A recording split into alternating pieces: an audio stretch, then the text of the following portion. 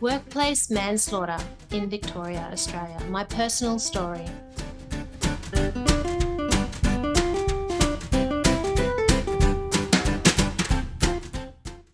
Hi everyone, welcome to Signposts for Living with Dr. Kirsten Hunter. And today we have got Lana Cormie here. We're very, very lucky to have you. Thank you for coming. Thank you for having me. Everyone, I'm in Queensland in Australia and Lana is in Victoria. And we've managed to get this together. We haven't met face to face, have we? No. But a person that you knew is a person that I knew, and we got together, which is wonderful. Thank you so much.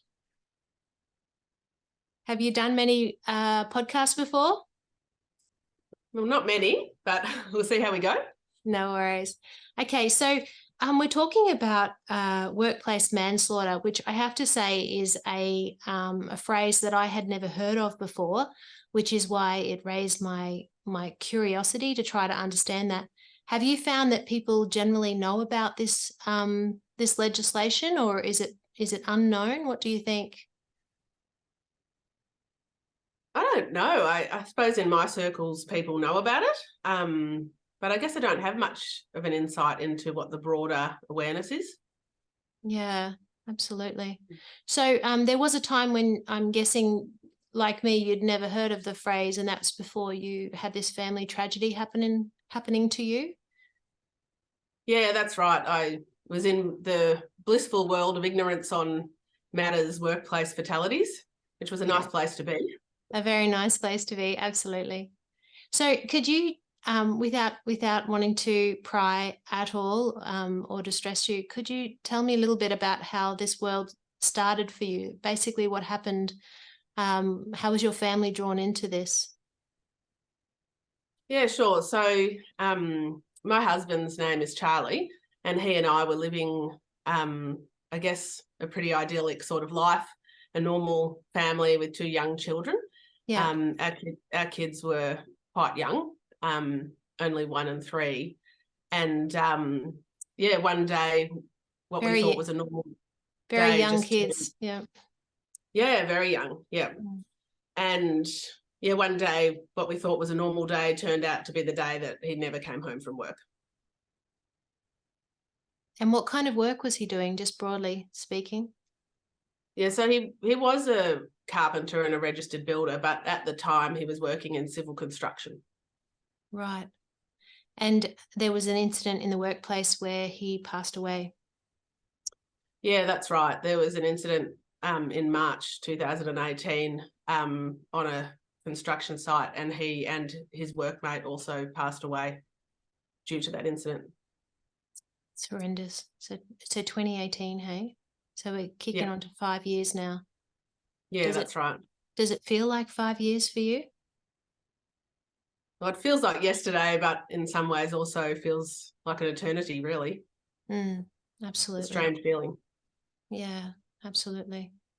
And so there you were with a 1 and 3-year-old, you said? Yeah, that's right. Suddenly you're a widow. That's not a word that we think of for someone so young as you, really. No, and I guess I resisted against the title, and I still do, really, to a degree. Yeah, sorry.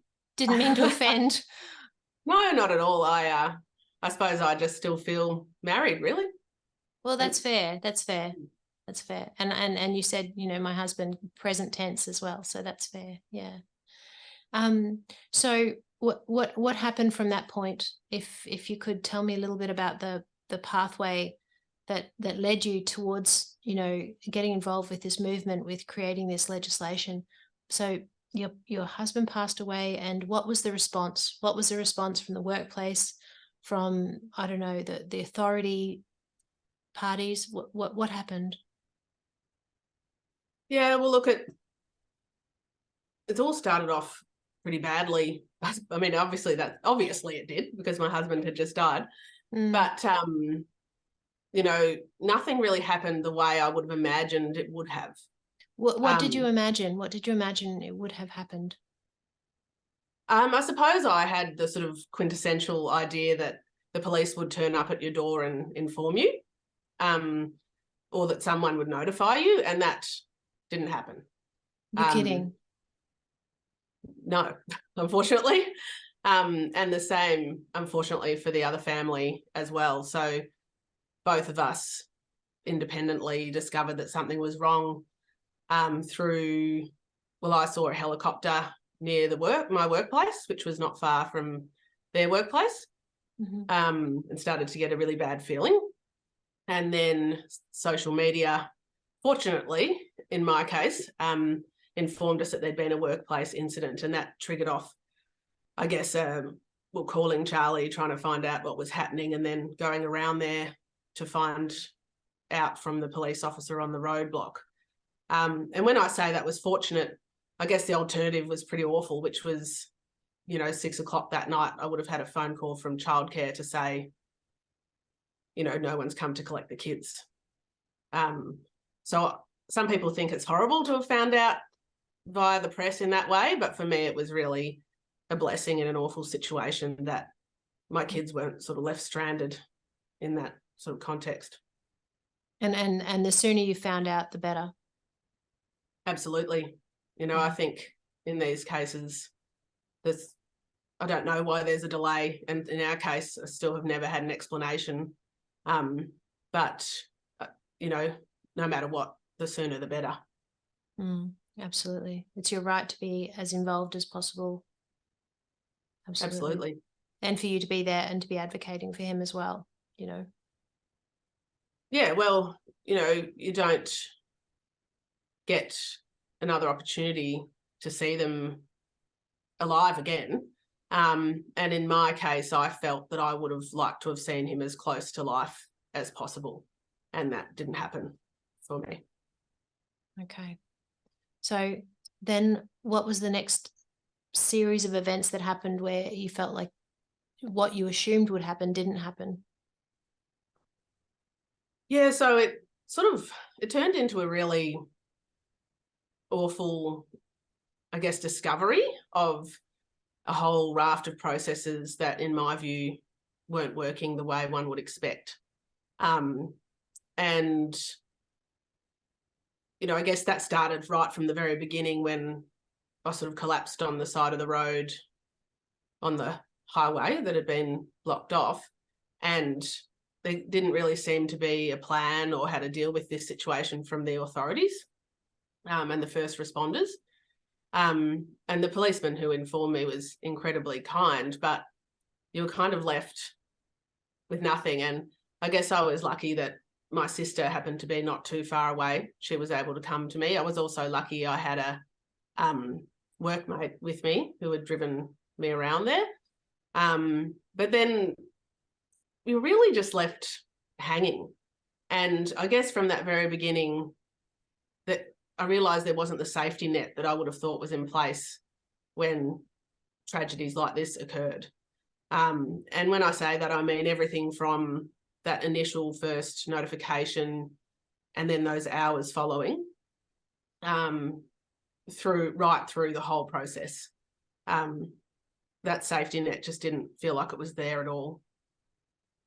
And I think that causes a lot of damage to yourself after you have gone through something so horrific and traumatic. I think we mentioned earlier that in the world of psychology, we have this thing called primary and secondary trauma. And primary trauma is when horrendous things go wrong. And secondary trauma is when we expect that people who are going to be there to support us are not there to support us. And it's truly devastating. We start to not trust that, you can rely on people, or that people that we have in authority are going to follow through. So it sounds like you felt quite let down in that process. Yeah, particularly, when you use that word, people in authority, that really resonates, because I was lucky and very fortunate to have family and friends, but not everyone has that. And even in my case, even with those supports there, the being let down by the authorities just felt really profound. And it was a really deep sense of, being let down by, I guess, a framework that you expected to be there. And that includes, I guess, what should have happened before to prevent this from happening, and also then what should have happened afterwards, not just in support, but in, you know, something approaching justice. And I guess that, you know, where are the good guys feeling? It just really felt that you were sort of, that whole framework of, I guess, what I could call, what I would expect from kind of first world society in response to this type of incident, I guess, just kind of crumbled. And it really created, I mean, I call it the secondary trauma, because that's really what it felt like. And I can't sort of probably remember or even count the number of times where my mouth would literally fall open at shock of, really? That's not there, or that didn't happen. It was really quite profound. So it sounds to me like there's 3 stages. There's actually the prevention of the actual, you know, horrific death, that it should never have happened. And then we've got the liaison that you needed, and the communication, so that you felt intricately aware of what was happening, and, you know, you felt really supported through all of that process. You know, even down to facilitating for you to be with him as quickly and, you know, as sensitively as possible. And then you're talking about the people being held accountable for that negligence. So the legislation side. So it's like a whole, you know, process that you've gone through. Yeah, and that's right. It was a whole process, and unfortunately, you know, that sense of being let down carried throughout the whole process, and it still does. So that's I think definite theme. Yeah. Yeah, and I think, you know, when you start to learn more about what happened and what should have happened, you know, that's even greater, because, you know, it should never have happened. Absolutely. So your grief, had you previously experienced grief before this grief? You know, with losing your husband so shockingly, I can't even begin to imagine the grief that you've gone through. I won't even touch on that. But was this your first exposure to grief yourself?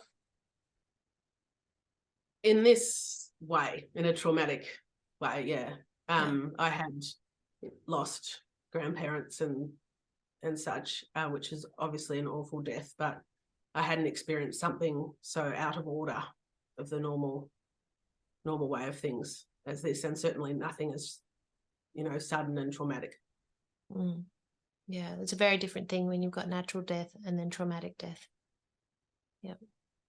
So with your grief response, when we chatted earlier, it seemed like part of your grieving was to try to create a sense of feeling of doing something with this, of trying to make something better, trying to improve the system. Is that right?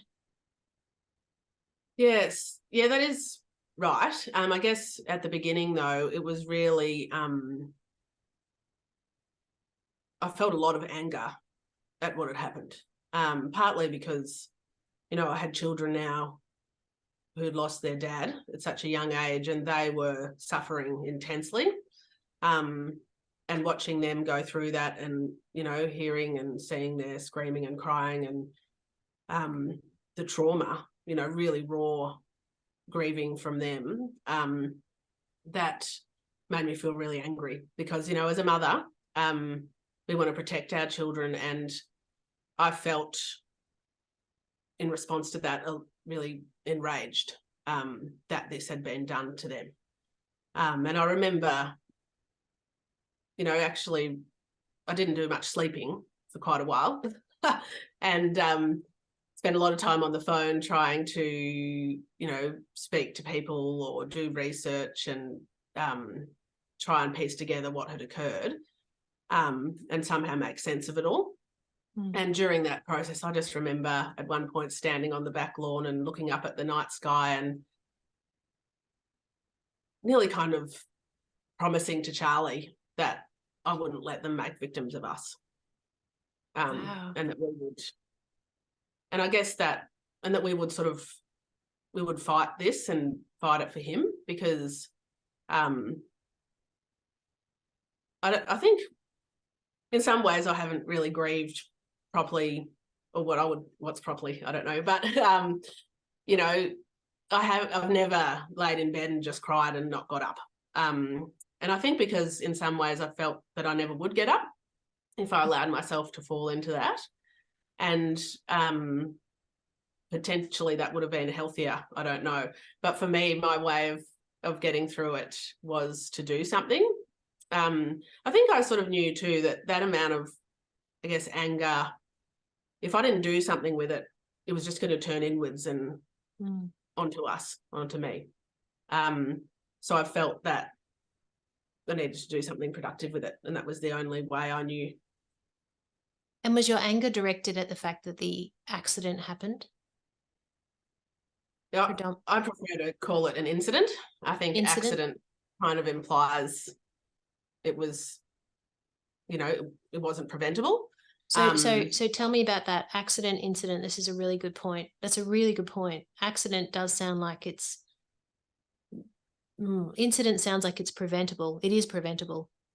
Accident is not. Yeah.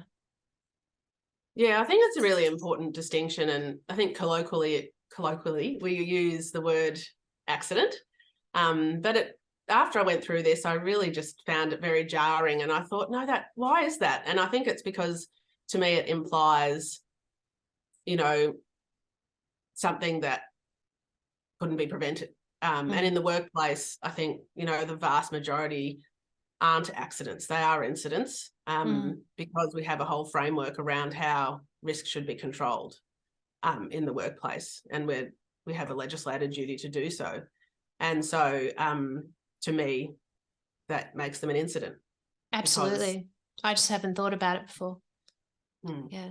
Yeah, absolutely. So your focus, your anger was very much about the incident, the fact that it happened in the first place. Your husband shouldn't have died. Yeah, so it really became about, you know, how can this happen? You know, in a first world country where we have laws and regulations and all these rules about how we're supposed to do things, how could this happen? And what happened? Because we had no real information about that, and only recently have we come in front of the coroner who started to look into it a little bit more. But the that, I guess, anger at the whole system as to how that could have failed so catastrophically. And I guess, yeah, then how could that be fixed? Because it didn't need to be that way. So then what did you do? What did you do with this desire to, you know, act rather than, as you say, you know, stay in your bed for seemingly forever? Yeah. What did you do? What was the steps? Well, it was really a matter of, I often say, being kind of in the wrong place at the right time, because myself and the other family involved got kind of scooped up into what was a campaign that had already been on foot in a push to have workplace manslaughter laws brought into the Victorian legislation. So what is workplace manslaughter?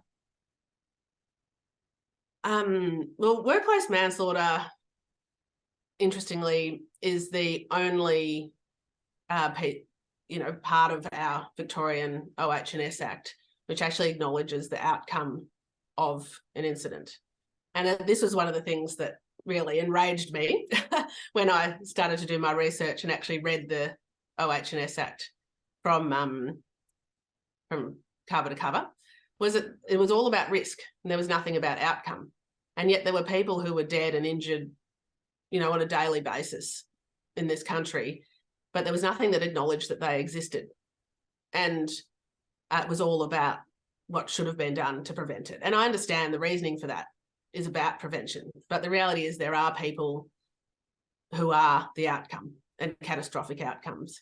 So workplace manslaughter, to me, that was a really important part of implementing that law, was that it created an acknowledgement of the people who have died. And the other thing about it is that it hasn't been tested yet in Victoria, but it is an attempt to pierce the corporate veil so that those responsible for workplace deaths, if they are found to be responsible, can be held personally accountable and not sort of hide behind a company name.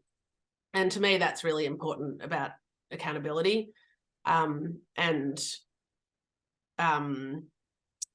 Hopefully that will lead to some prevention around, if it's prosecuted appropriately, hopefully there'll be some general deterrent effect and people will pay more attention to safety if the ramifications of a penalty affect them personally. That's so powerful, using this as a deterrent to save lives, increase people's accountability. As you say, not let them hide, so that they are very, very mindful about ensuring that they have a safe workplace, which we all have an absolute right to. It's very, very powerful. And you said it hasn't actually been implemented, which sounds to me like good news. It means they haven't had a cause to, or it's just recent. I don't. Yeah, no, it's not quite such good news, unfortunately. There have been cases commenced, but they haven't yet made it to court. So we haven't seen the outcome of those cases yet, but they certainly are starting to use that law now in Victoria, which unfortunately means that people have died to see that happen. But to require that, yeah. So it's in the pipeline. Yep. Yeah, that's right. There's cases on foot at the moment. So is workplace manslaughter in other states? Yes, it is. Yep. There's an increasing number of states which have taken on board workplace manslaughter. Victoria wasn't the first, and the others are now sort of coming in line, which is great. Well, it's very sad that we need it, but it's great to see that there's I guess that law there to be used if it's required. Hopefully has a deterrent effect and saves some lives. Well, and you go. I was going to say also, I think also just calling it out for what it is, not shying away from the reality of what this is. There's real people dying in the workplace, and in some cases that is manslaughter. I mean, it's pretty crazy, isn't it, that prior to this law, if someone was to die in the home or on the street and someone's actions led to their death, then, if it wasn't intentional, then it's manslaughter, but there's still accountability. But then in the workplace, that there wasn't accountability if it's within the workplace. It's crazy. It doesn't make sense. Yeah. Well, that was one of those mouth fall open moments when I discovered that after Charlie dying. And I guess we were fortunate, if you can call it that there was an opportunity for us to get involved with, an awful lot of people that had been doing a lot of work in this space, and to help them, and other families as well had done a lot of work. So I guess we added our piece to the puzzle, and it got across the line. But there's certainly much more work to do in this space whilst people keep dying at work. Absolutely. And I imagine this was a gathering of many people who have been directly affected by incidents in the workplace. So there would have been a lot of shared trauma, would you say, with that group of people gathering? Yeah, and certainly, there's certainly a lot across the country. Myself and Jack, the other gentleman's family, we were involved in some work federally as well. And it was really quite an amazing feeling to see all those families come together to do work in this space and try and push things towards, I guess, a better future than what they and their family members experienced. And do you mind me asking, when you look at the workplace of your husband, you would have looked closely at this is before the legislation came through, so you would have looked closely at their process of accountability and, investigation as to what had happened. And I guess that, that would have been an incredibly triggering process for you, because you would have seen a lack of accountability, perhaps. Yeah, look, I think going over the details of what happened, and not suggesting we do that. No, I can't. No, not now. But I was just going to say, it was a horrific experience, but it was something I felt that I had to do to try to understand what had happened. That was just part of the process that I needed to go through. unfortunately, it often raises a lot of more questions, and gaps in knowledge of what did occur. But, I guess for me, I kind of needed to know, I still need to know, really. But I have got to a point where I can, I guess, answer some of my children's questions, and that was always super important to me. And it is so important to have understanding, isn't it? I think so. I think, a lack of information, a lack of knowledge, and not having any explanation really does delay your ability to heal from something like this, if you ever heal. But certainly for us, I can't speak for others, but for us, that was part of what needed to happen in order to be able to sort of heal. The understanding needed to come. Absolutely. And if unfortunately an incident occurs, it goes through the legal process, someone is found guilty of workplace manslaughter, what's the outcome? What sort of sentencing is involved there? Do you know? Yeah, so there's monetary fines, and there's also jail time as well if an individual is charged and found guilty. Yeah. Okay. And you said there's more work to be done. Everyone comes home alive. There's always more work to be done. But in this field, is there more that you and the group are working on at the moment, or are you feeling like you've achieved what the goal was? Is there more that you're advocating for, or? Yeah, look, it's an ongoing a process to try and influence the system to do better and be better. And there's certainly quite a large group of families, both in Victoria and across the state, that are doing doing their bit to try and to influence things for the better, from support for families and injured workers post an incident, and also in the prevention space as well, which is obviously the most important. Yeah.